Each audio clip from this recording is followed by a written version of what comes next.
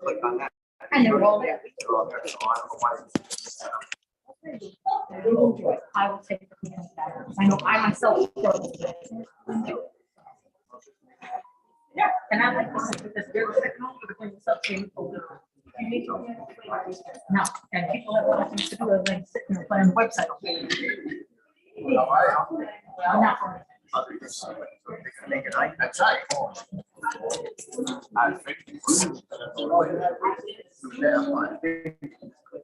right. And then room calendar, everything room full. I'll put.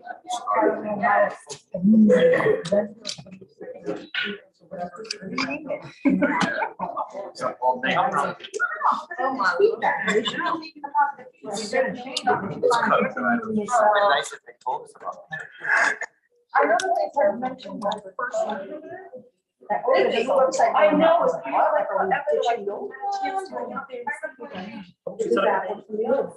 go with them and No problem.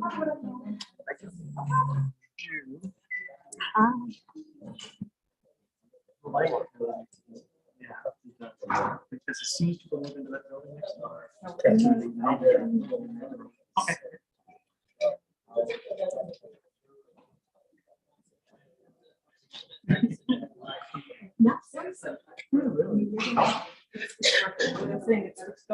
Good, okay.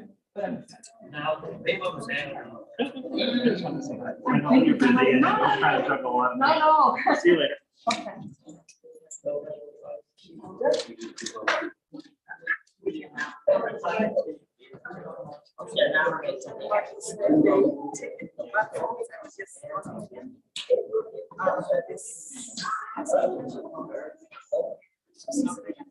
Yeah.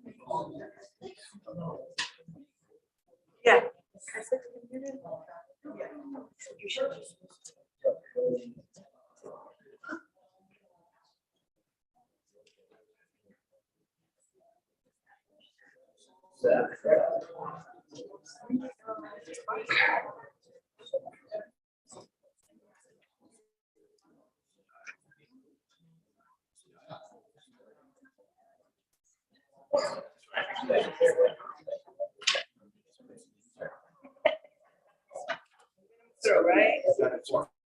Huh? Oh, yeah. Got All right. oh, bro. What's going on? How you been? Good. How you doing? I'm good. What's up, man? You ready?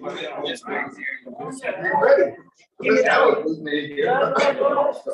Do it.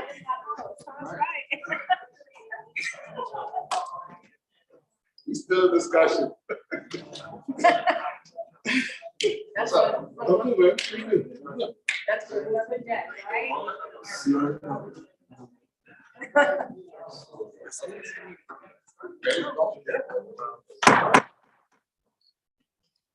Good evening. I believe we'll start the meeting. Community Development Committee. This meeting can be viewed on the Board of Alders YouTube channel. Board of Alders, Notice New Haven. Community Development Committee of New Haven Board of Alders will meet in person at 6 p.m. on Wednesday, April 20th, 2022. In the Board of Alders chamber located at 165 Church Street, New Haven, second floor, to hear and act upon the following. LM 2022 0149.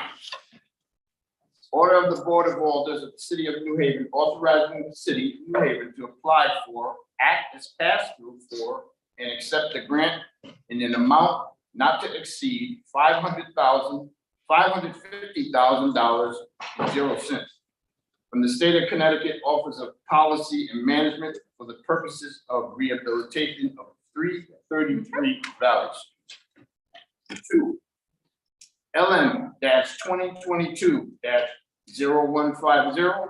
Order of the Board of Alders of the City of New Haven authorizing the City of New Haven to apply for, act as pass-through for, and accept the grant in an amount not to exceed $2,500,000 from the State of Connecticut Office of Policy and Management for the purposes of development of 300 State Street, 742 through 746 Chapel Street, and 756 through 760 Chapel Street. Number 3, LM 2022 0151. Order of the Board of Alders of the City of New Haven authorizing the City of New Haven to apply for, act as pass-through for, and accept a grant in the amount not to exceed $2 million from the State of Connecticut Office of Policy and Management for the purposes of rehabilitation of 18 Tower Lane, ground floor. Per order, Honorable Frank Douglas, Chair, attest Honorable Michael Smart, City Town Clerk.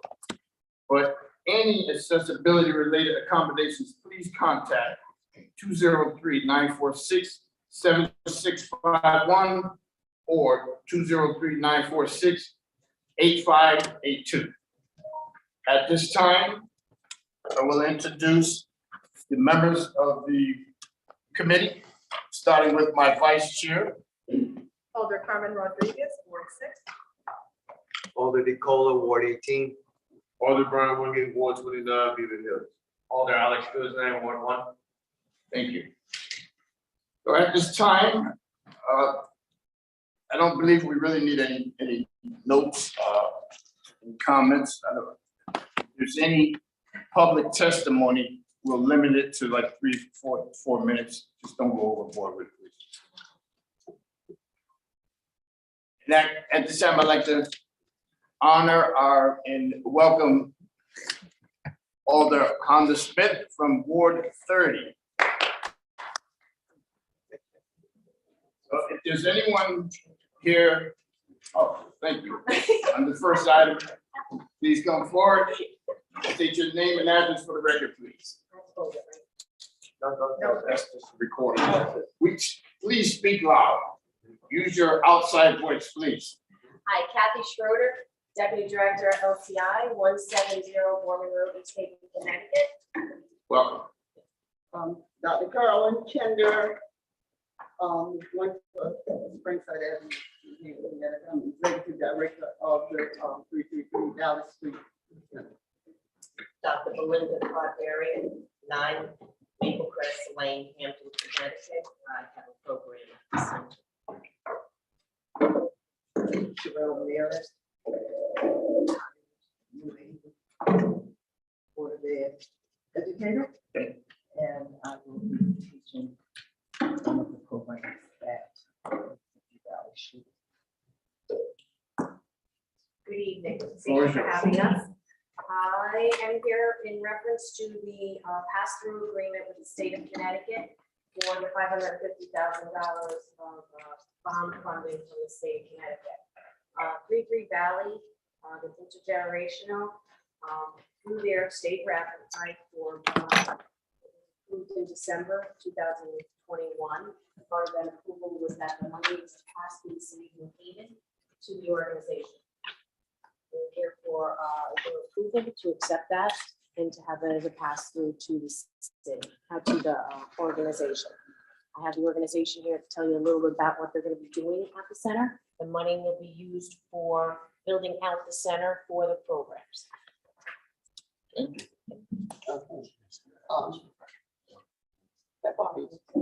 Can you state your name and address for the record, please?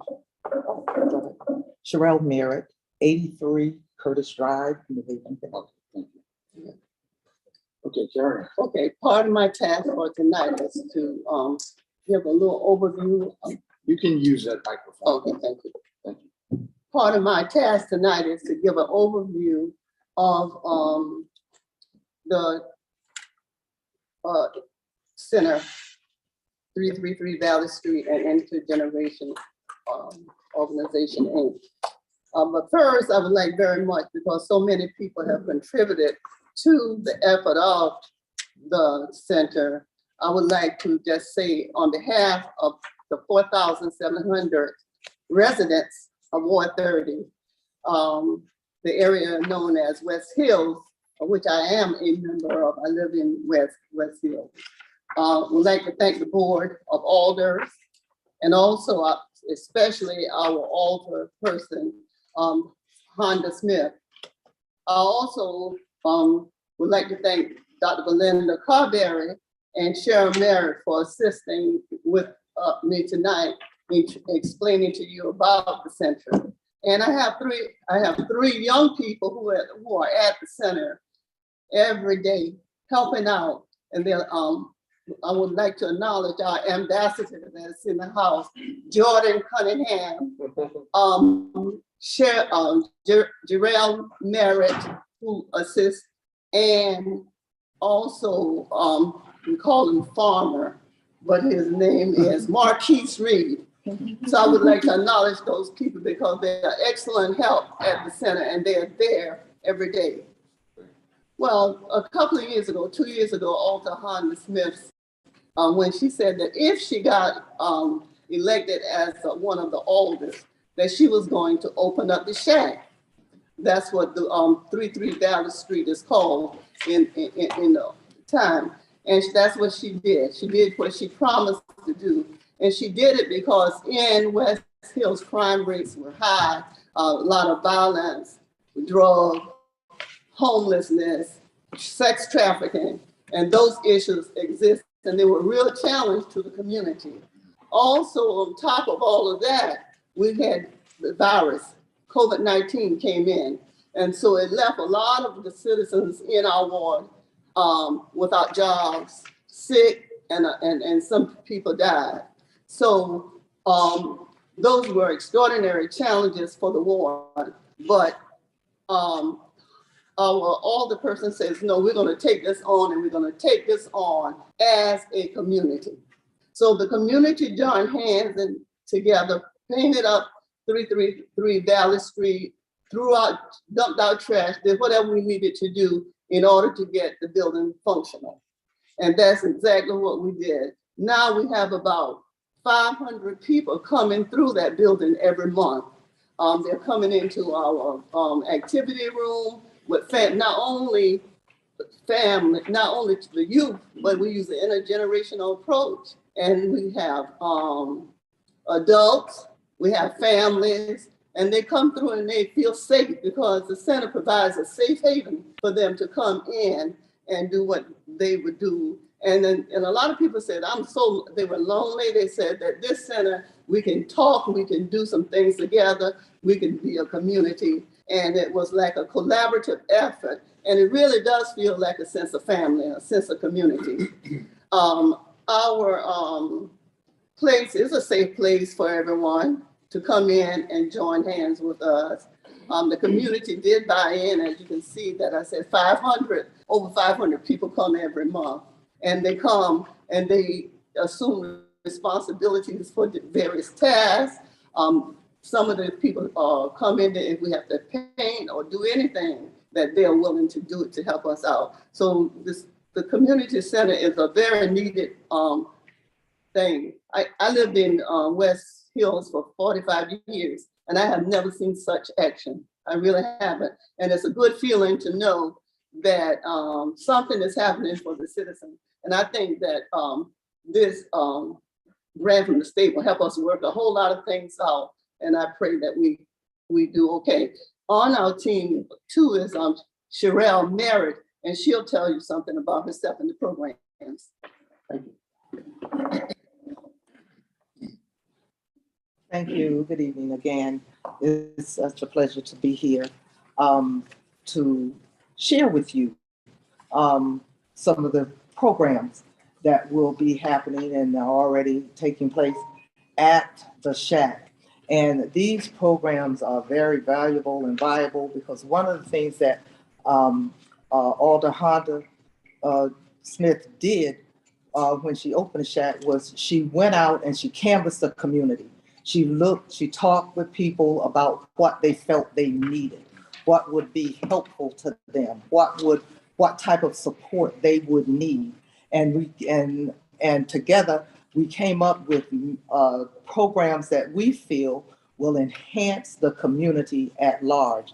Now, some of the programs are academic programs such as the literacy and language arts program, the math program, the homework hut, also a music theory program with application, and children will also have the opportunity to learn to play instruments.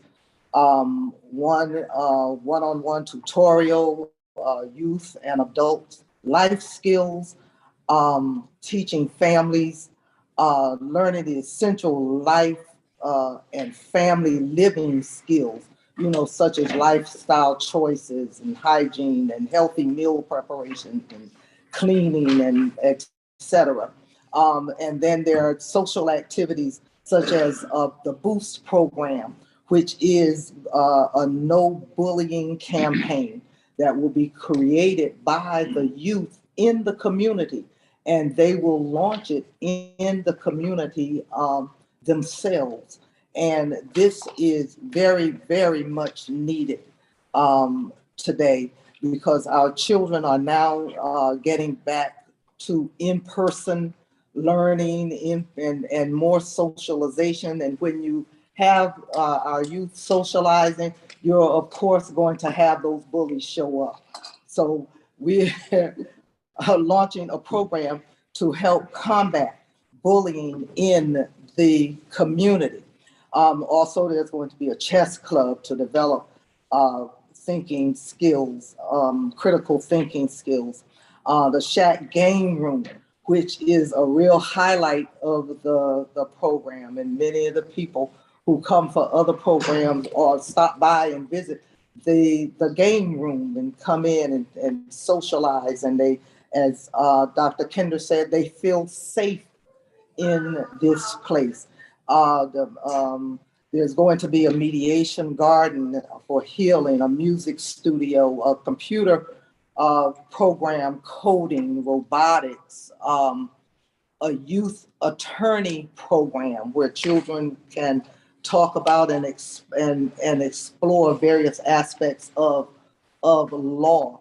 The Pathway to Success program, our urban farming program, which has been a big hit so far, because the community has come together and planted and distributed produce throughout the community.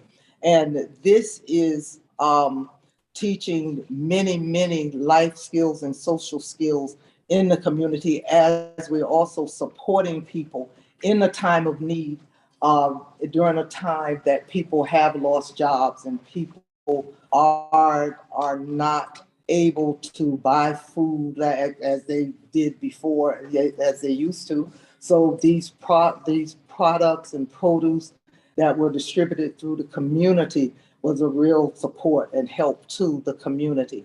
And many events that will take place throughout the year, like the firefighters education, the financial literacy banking, and our senior intergenerational programs with arts and crafts and line dancing, and the Shack Cafe, which will be run by the youth of the community. They will be mentored by students from the Job Corps Culinary Arts program. And they will learn the business aspect of it. They will learn the cooking aspect of it. They will learn everything it takes to run a cafe or restaurant. So all of these programs are beneficial, will be beneficial to the community, both and their educational programs, their motivational program, and most of all, empowering the community. Thank you. Thank you very much.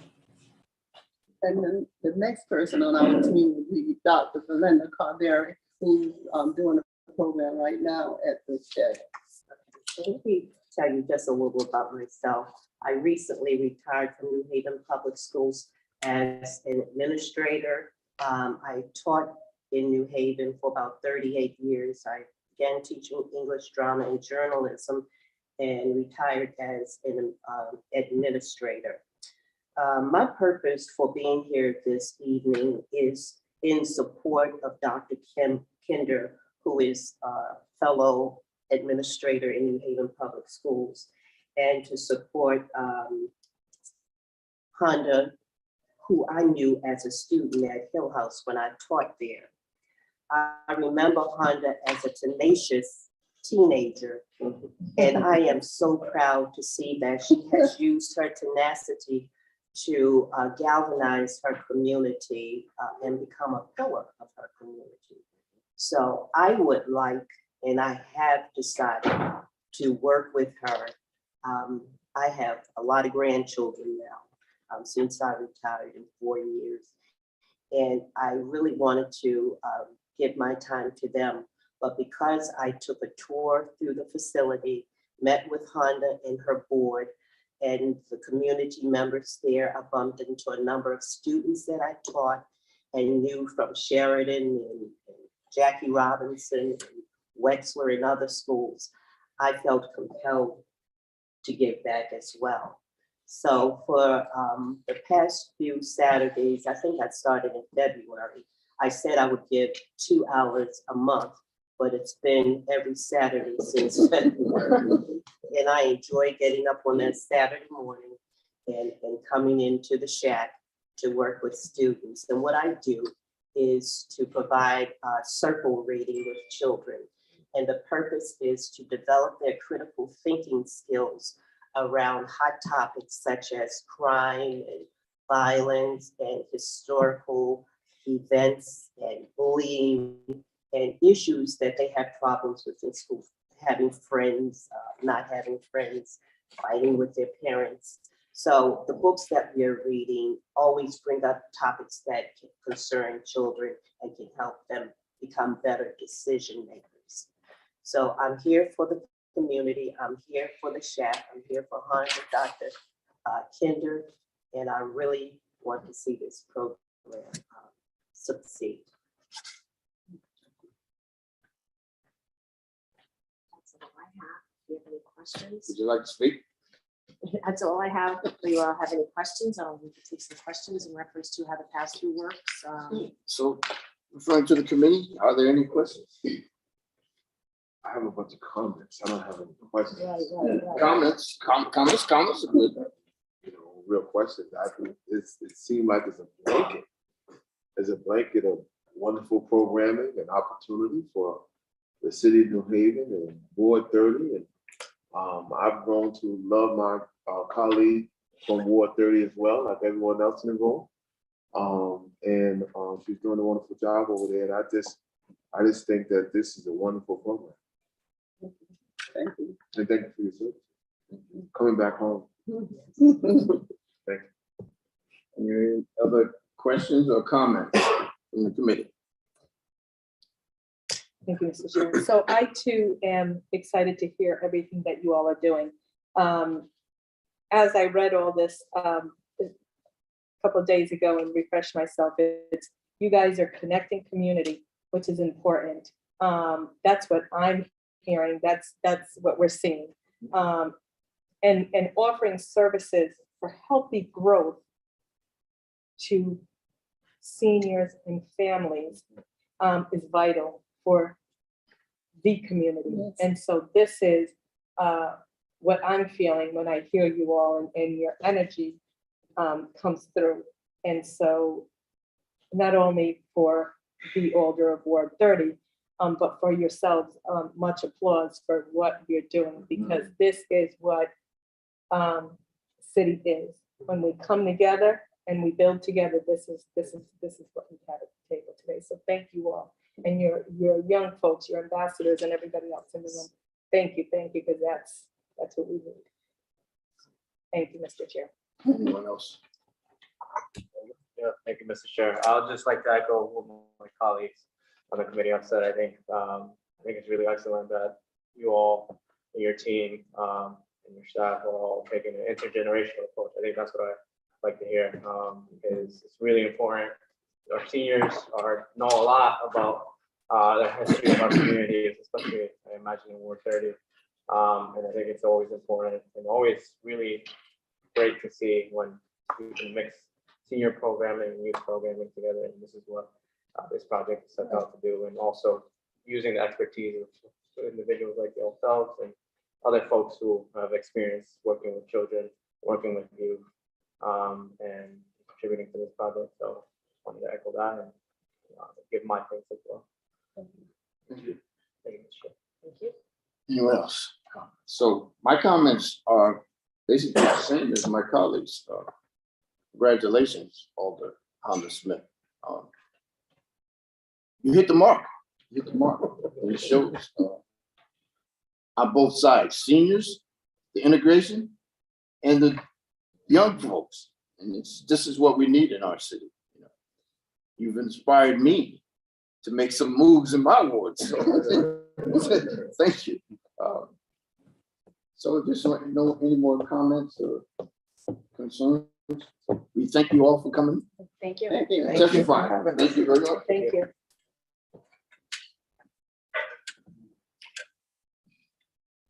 Next up, we'll hear second item.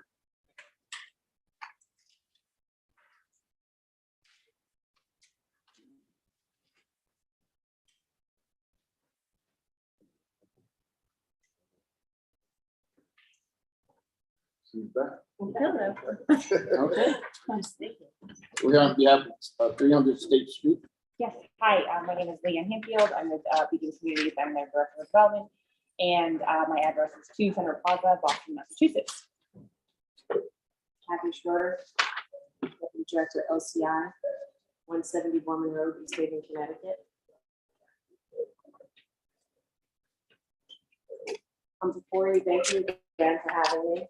For you, in reference to a $2.5 million pass-through grant from the state of Connecticut to the city of New Haven, and subsequently to Beacon Community Services for a construction of a housing, affordable housing, market rate rental housing structure on State and Chapel. Yeah, that's right. So thank you all for having us here tonight. I've shared some pretty pictures with you of the proposed development. This is a redevelopment at 200 State Street and 742 to 760 Chapel. This is a transit-oriented site in downtown. It's about 400 feet from the train station. So this proposed development is an excellent opportunity to bring truly affordable housing into this downtown area. You all might be familiar with Beacon's work at nearby Ninth Square. Ninth Square was completed in 2020. It's a mixed income, vibrant sort of community of 335 affordable rental units, as well as about 20 different diverse small businesses. Beacon worked with the city also pretty closely to close down Orange Street as a pedestrian throughway to encourage sort of pedestrian activity and access to those businesses. The State and Chapel redevelopment will continue that economic investment along Orange Street and wrap the corner down to Chapel. So what you have in front of you is a perspective rendering. The Chapel buildings are historic. They will be preserved and rehabilitated in accordance with the Secretary of Interior standards for rehabilitation. So we take pride in preserving historic assets in the city. The State Street lot that's adjacent to it is currently vacant, underutilized, sort of a gap in the city streetscape, if you will. And we'll build a new construction piece in size and scale that's compatible with the historic building. So that's kind of what you see there. It sort of blends, and that's intentional to try and blend with this big existing streetscape. To the very left of the page, it's probably cut off, but it's actually will include a pedestrian throughway back to 9th Square. And that was again intentional to try and create a natural progression and access from the train station across State and Chapel and over to 9th Square and to that commercial corridor that I spoke about. The project is a total of 76 units. 80% of the project will be affordable at or below 60% AMI. So it's truly affordable. A very small percentage at market rate, which is a criteria of the state of Connecticut to get funded. The project was submitted in January for competitive tax credits and soft financing from the state. And this $2.5 million that we are here to discuss tonight is the last gap, if you will, in the capital stack to make the project whole, so that we, once funded, can move towards a closing and get in the ground. Any questions from the committee? Over. Thank you. Mike, no, Mike. Thank you. So, thank you for coming. Yes, no, thank Presenting. you for having us. Seems like a valuable project. You know, I try to keep things simple. Sure. Right? So when you say 60% Yep. affordability. Yep. What is that? So the rents on, I should put my numbers, the rents on the 60% units are somewhere around $700 or $800, but then they tiered down. That's the 60 is the highest of the affordable tiers. There's 50, there's a 31 units are at 50% AMI and 15 are at 30% AMI, which will be fully subsidized by Project-based Section 8 vouchers from the Housing Authority. So that's really intended to serve the most vulnerable populations who cannot afford downtown housing. In this 200, I mean, excuse me, 2 million? Yeah, 2.5. 2.5. This is that a grant or what is that? It is a grant to the city of New Haven that will be then passed through to the organization. It was a request via the city of New Haven LCI via the Home Initiative to close this gap. It will be it's a grant to us and it's a loan to grant to them or a loan because of low income housing tax credits and because of tax rules and laws, it can't be a grant. Okay. So y'all not gonna need a tax abatement. We actually already requested one and had one granted to this project. Okay. That's also part of that was part of the larger picture. Sort of, yeah.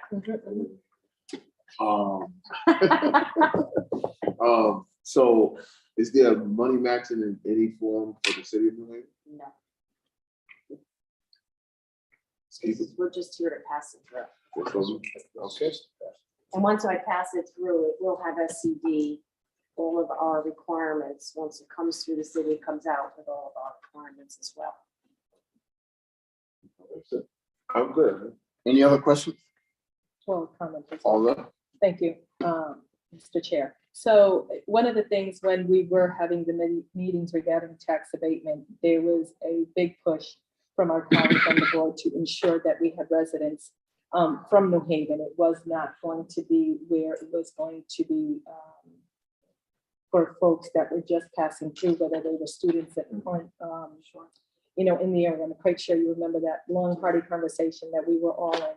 And so this build by Beacon Communities, again, echoes what they've done on Orange Street, where there is going to be affordable apartments, cleanable. If anybody's ever been down there, this is in my ward, and the upkeep is incredible. So we look forward to seeing this continue, and that this meets the mark as what you've done on Orange Street, bringing those who want to live downtown, who can't handle those exuberant amount of rents that are down there. So it's connecting folks like me, normal folks that can live there in a walkable, cleanable area. You've also included the supportive housing.